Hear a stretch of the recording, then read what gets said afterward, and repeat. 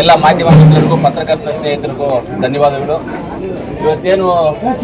ಇವತ್ತು ನಮ್ಮ ಪತ್ತೂರು ಅಂಜು ಬಾಸ್ ಇವತ್ತು ಅವರು ಹುಟ್ಟುಹಬ್ಬವನ್ನು ಇಲ್ಲಿರ್ತಕ್ಕಂಥ ಅವ್ರ ಅಭಿಮಾನಿಗಳು, ಇಲ್ಲಿರ್ತಕ್ಕಂಥ ಅವ್ರ ಸ್ನೇಹಿತರು, ಇಲ್ಲಿರ್ತಕ್ಕಂಥ ಅವ್ರ ಅಣ್ಣ ತಮ್ಮಂದಿರು, ಎಲ್ಲ ಆತ್ಮೀಯ ಬಂಧುಗಳು ಇವತ್ತು ಅವರು ಹುಟ್ಟುಹಬ್ಬವನ್ನು ಆಚರಣೆ ಮಾಡ್ತಾ ಇದ್ದಾರೆ. ನಾನು ಅವರಿಗೆ ಹುಟ್ಟುಹಬ್ಬದ ಶುಭಾಶಯಗಳನ್ನು ಹೇಳ್ತೀನಿ. ದೇವರು ಆಯುಷ್ ಆರೋಗ್ಯ ಐಶ್ವರ್ಯ ಎಲ್ಲವನ್ನು ಕೊಟ್ಟು ಸುಖ ಶಾಂತಿ ನೆಮ್ಮದಿಯನ್ನು ಕಾಪಾಡಿ ಒಳ್ಳೇದಾಗಲಿ ಅಂತ ದೇವರಲ್ಲಿ ಪ್ರಾರ್ಥನೆ ಮಾಡಿದ್ದೀನಿ, ಈಗಲೂ ಮಾಡ್ತಾ ಇದ್ದೀನಿ. ಇವತ್ತು ಅವರು ಬರ್ತ್ಡೇ ಆಚರಣೆ ಮಾಡ್ಕೊಳ್ತಾ ಇರೋದು ಏನಂತ ಹೇಳಿದ್ರೆ ಜನಗಳ ಒಂದು ಇಷ್ಟದ ಮೇರೆಗೆ, ಅವರ ಪ್ರೀತಿಗೋಸ್ಕರ, ಜನಗಳ ಪ್ರೀತಿಗೋಸ್ಕರ ಬರ್ತ್ಡೇ ಆಚರಣೆ ಮಾಡ್ಕೊಳ್ತಾ ಇದ್ದಾರೆ. ಹೆಂಗೆ ಅಂದರೆ ಅಂಜು ಬಾಸ್ ಬಂದು ಒಂದು ರೀತಿಯಲ್ಲಿ ಬೆಟ್ಟ ಇದ್ದಂಗೆ. ಬೆಟ್ಟ ಹೆಂಗೆ ಅಂದರೆ ಆ ಬೆಟ್ಟದಲ್ಲಿ ಬೇಕಾದಷ್ಟು ಜೀವಿಗಳು ಜನಿಸ್ಬೋದು, ಬೇಕಾದಷ್ಟು ಜೀವಿಗಳು ಅದರಲ್ಲಿ ಓಡಾಡ್ಬೋದು. ಆ ರೀತಿಯಲ್ಲಿ ಬೆಟ್ಟ ಇದ್ದಂಗೆ. ಯಾಕಂದರೆ 4 ಜನಕ್ಕೆ ಕಷ್ಟಕ್ಕಾಗುವಂಥವ್ರು, ಸುಖಕ್ಕಾಗುವಂಥವ್ರು, ಆಮೇಲೆ ಕಷ್ಟ ಅಂತ ಹತ್ರ ಬಂದಾಗ ಅವರಿಗೆಲ್ಲ ಸಹಾಯ ಮಾಡೋದು. ಆಗಲೇ ನಮ್ಮ ಕೈಯಲ್ಲಿ ಸಹಾಯ ಮಾಡೋಕ್ಕಾಗದೇ ಇದ್ರೂ ಒಳ್ಳೆಯದನ್ನು ಕೋರುವಂಥದ್ದೇ ಒಂದು ದೊಡ್ಡ ಗುಣ, ದೊಡ್ಡ ಮನಸ್ಸು ಅಂತ. ಅದು ನಮ್ಮ ಅಂಜು ಅವ್ರ ಹೆಸರಲ್ಲೇ ಇದೆ, ದೊಡ್ಡ ಗುಣ, ದೊಡ್ಡ ಮನಸ್ಸು, ದೊಡ್ಡ ಇದು ಅಂತ. ಅದಕ್ಕೆ ಇವತ್ತು ಅದೇ ಒಂದು ಪ್ರೀತಿಯಿಂದ ನಾನೆಲ್ಲ ಇದ್ರೆ ನಿಮಗೆಲ್ಲ ಗೊತ್ತು ಏನು ಸುಕುಮಾರ್, ಎಲ್ಲಿ ಯಾರು ಒಳ್ಳೇದು ಅನ್ಸುತ್ತೋ ಅಲ್ಲಿಗೆ ಮಾತ್ರ ನಾನು ಹೋಗ್ತೀನಿ. ಬೇರೆ ಎಷ್ಟೋ ಜನ ನೋಡಿದ್ದೀರಾ, ಎಷ್ಟೋ ಜನ ಕೆಟ್ಟದು ಅಂತ ಹೇಳಿದಾಗ ನಾನು ಯಾವುದೇ ಕಾರಣಕ್ಕೂ ಆ ಏರಿಯಾಗೂ ಹೋಗಲ್ಲ, ಆ ಜಾಗಕ್ಕೂ ಹೋಗಲ್ಲ, ಅಲ್ಲಿ ಮಾತಾಡೋದಿಲ್ಲ. ನನ್ನ ಕೆಲಸ ಆಯಿತು, ನನ್ನ ಇದಾಯಿತು. ಇವತ್ತು ನಮ್ಮ ಮಂಜು ಒಂದು ಒಳ್ಳೆ ಕೆಲಸ ಮಾಡ್ತಾ ಇದ್ದಾರೆ, ಒಳ್ಳೆ ಸರ್ವಿಸ್ ಮೈಂಡೆಡ್ ಇದೆ. ಯಾರಾದರೂ ಜನಕ್ಕೆ ಒಳ್ಳೇದು ಮಾಡಬೇಕು ಅನ್ನೋ ಒಂದು ಉದ್ದೇಶ ಇದೆ.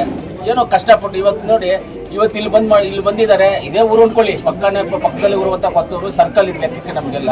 ಇಲ್ಲಿ ಜಮೀನು ತಗೊಂಡು ಒಂದು ಮನೆ ಕಟ್ಕೊಂಡು ಇಲ್ಲಿ ಇದ್ಕೊಂಡು ಎಲ್ಲ ಸ್ನೇಹಿತರು ಬಂದವರಿಗೆ ಕಷ್ಟ ಸುಖ ನೋಡ್ಕೊಂಡು ಎಲ್ಲವನ್ನು ಅವ್ರಿಗೆ ಆಚರಣೆ ಮಾಡೋದಂಥ ಬರ್ತ್ಡೇ ಆಚರಣೆ ಮಾಡುವಂಥ ಸಂದರ್ಭದಲ್ಲಿ ಕಷ್ಟ ಸುಖಗಳಿಗೆ ಯಾರ್ಯಾರಿಗೆ ಸ್ಪಂದನೆ ಮಾಡಿದ್ರು ಅವರೆಲ್ಲರೂ ಇವತ್ತು ಆಗಮಿಸಿದ್ರು. ಅವರಿಗೆಲ್ಲ ನಾನು ಧನ್ಯವಾದಗಳು ತಿಳಿಸ್ತೀನಿ. ಎಲ್ಲ ರೀತಿಯಲ್ಲಿ ಮನುಷ್ಯನಿಗೆ ಎಷ್ಟೇ ಇರ್ಬೋದು, ಏನೇ ಇರ್ಬೋದು, ಎಷ್ಟೇ ದುಡ್ಡು ಆಸ್ತಿ ಏನೇ ಇರ್ಬೋದು, ಆದರೆ ಎಲ್ಲವೂ ಕರಗೋಗುತ್ತೆ.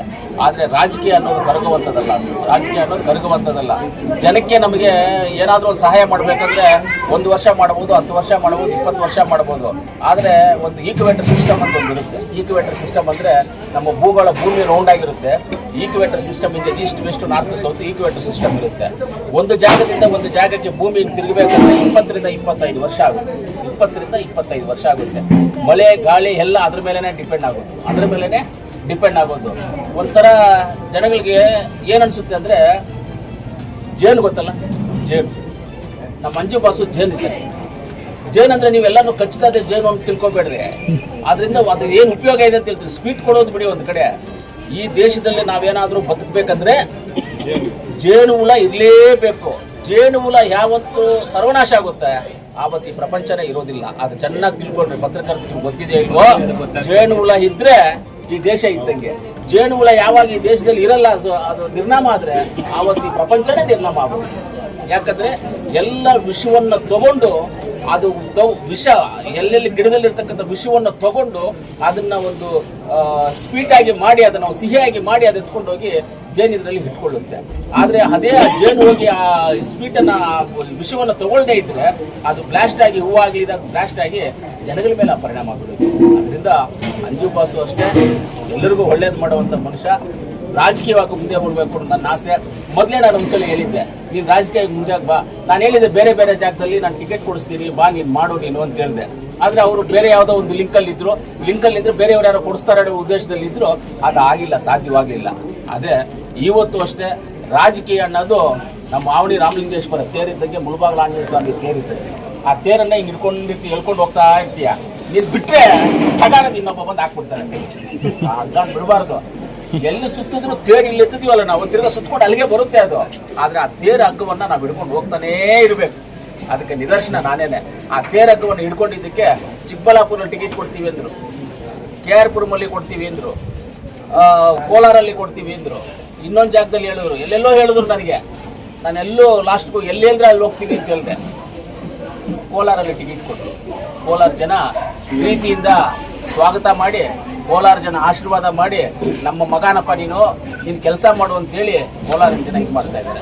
ಇವತ್ತು ಲೆಕ್ಕ ಕೇಳಕ್ಕೆ ಹೋದ್ರೆ ಡಾಕ್ಯುಮೆಂಟ್ಸ್ ಬೇಕಾದ್ರೆ ಚೆಕ್ ಮಾಡ್ಕೊಳ್ಳಿ, ಹೈಯೆಸ್ಟ್ ಕೋಲಾರಲ್ಲೇ ಡೆವಲಪ್ ಆಗ್ತಾ ಇರೋದು. ಏನು ಸುಮಾರು? ಹೌದು ಸರ್, ಹೈಯೆಸ್ಟ್ ಕೋಲಾರಲ್ಲಿ ಡೆವಲಪ್ ಆಗ್ತಾ ಇದೆ. ಇವತ್ತು ಮೆಡಿಕಲ್ ಕಾಲೇಜ್ ತಂದಿದ್ದೀವಿ ನಮ್ಮ ಕೋಲಾರಿಗೆ.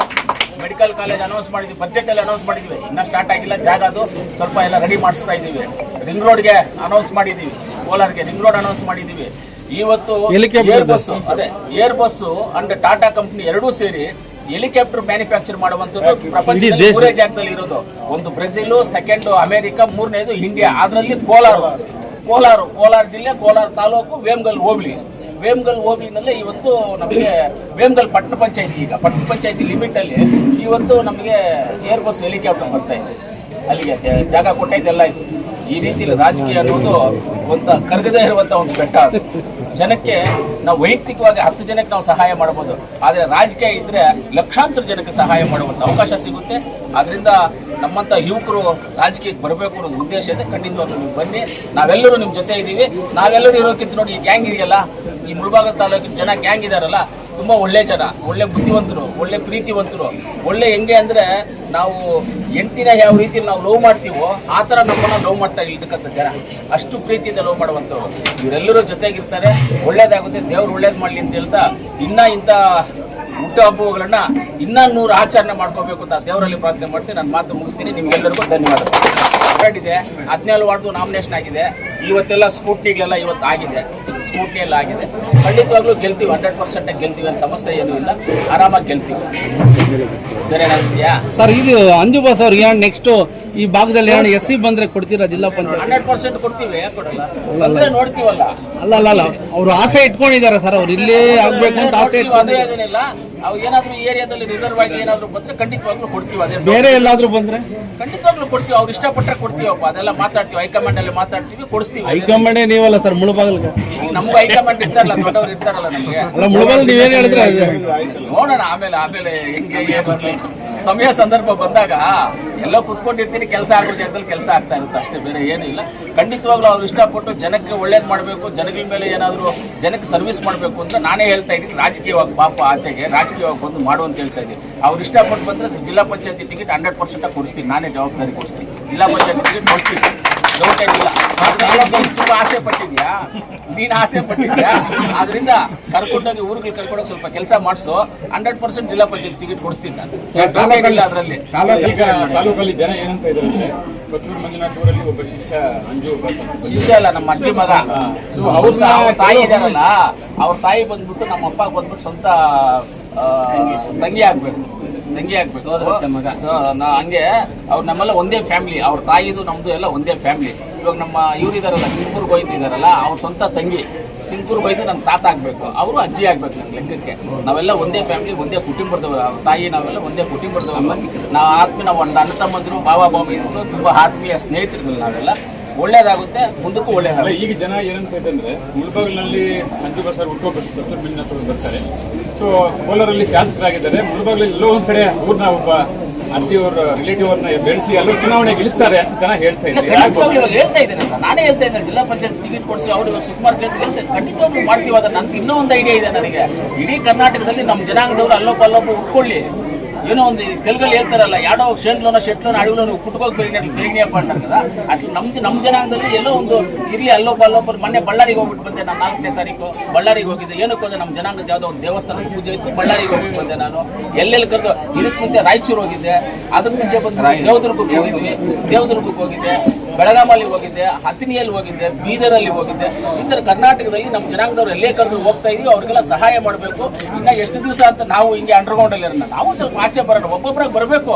ಇವಾಗ ಅಂಜು ಬಾಸ್ ನಾನು ಹೇಳ್ತೀನಿ, ಅವ್ರಿಗೂ ಇಷ್ಟ ಇದೆಯಲ್ವೋ ಗೊತ್ತಿಲ್ಲ, ನಾನು ಒತ್ತಾಯ ಮಾಡ್ತೀನಿ, ರಾಜಕೀಯಕ್ಕೆ ಬಾ, ನಾನು ಒತ್ತಾಯ ಮಾಡ್ತೀನಿ, ನಾನು ಜೊತೆಗಿರ್ತೀನಿ, ರಾಜಕೀಯ ಒತ್ತಾಯಕ್ಕೆ ಬಾ, ಏನು ಪ್ರಾಬ್ಲಮ್ ಇಲ್ಲ. ರಾಜಕೀಯವಾಗಿ ವೈಯಕ್ತಿಕವಾಗಿ 100 ಜನಕ್ಕೆ ಸಹಾಯ ಮಾಡಬಹುದು, ರಾಜಕೀಯವಾಗಿ 1000 ಜನಕ್ಕೆಲ್ಲ 1,00,000 ಜನಕ್ಕೆ ಸಹಾಯ ಮಾಡಬಹುದು. ಈಗ ನೀವು ಮಾತಾಡಿದ ಎಲ್ರಿಗೂ ಇಷ್ಟ ಆಯ್ತು. ಸೊ ಲಾಸ್ಟ್ ಟೈಮ್ ಯಾವುದೋ ಒಂದು ಮೀಡಿಯಾದಲ್ಲಿ ಕೇಳಿದ್ವಿ, ಇಡೀ ನಮ್ಮ ಸಮಾಜದಲ್ಲಿ ನಾನು ಒಬ್ಬ ಶಾಸಕಿದ್ದೀನಿ, ಸೊ ನಮ್ ಬಿಟ್ರೆ ಬೇರೆ ಇನ್ನು ಯಾರು ಬರೋದು ಕೂಡ ಇಲ್ಲ ಅಂತ ಒಂದು ಮಾತು ಅಂದ್ರಿ. ಸೊ ಇವಾಗ ಬಂದಿದ್ದಾರೆ, ಬರೋದಿಲ್ಲ ಅಂತ ಹೇಳಿದೆ. ಇವತ್ತು ಹೇಳ್ತಾ ಬಾ ಅಂತ ಕರಿತಾ ಇದೀರಲ್ಲ, ನಾನು ಪಾಪ ಆಚೆ ಅಂತ ಹೇಳ್ತಾ ಇದೀರಲ್ಲ, ಬರಬೇಡ ಅಂತ ಇಲ್ಲ, ಕಾಯ್ತಾ ಇದೀನಿ ಅಂತ ಹೇಳ್ತಾ ಇದ್ದೀರಲ್ಲ, ನಾನು ಬರ್ರಿ ಆಚೆಗೆ ಬರ್ತಾ ಇದ್ದೀನಿ. ಒಟ್ಟಾರೆ ಮುಂದೆ ಒಬ್ಬ ಅಭ್ಯರ್ಥಿ ಮಾಡಿ ಇಲ್ಲಿ ಚುನಾವಣೆ ಕಣಕ್ಕೆ ನಿಲ್ಲಿಸ್ತೀರಾ? ಖಂಡಿತವಾಗ್ಲೂ ಚುನಾವಣೆ ನಿಲ್ಲಿಸ್ತೀವಿ. ಕಾಂಗ್ರೆಸ್ ಪಕ್ಷದಲ್ಲಿ ಕಾಂಗ್ರೆಸ್ ಪಕ್ಷನೇ. Thank you sir.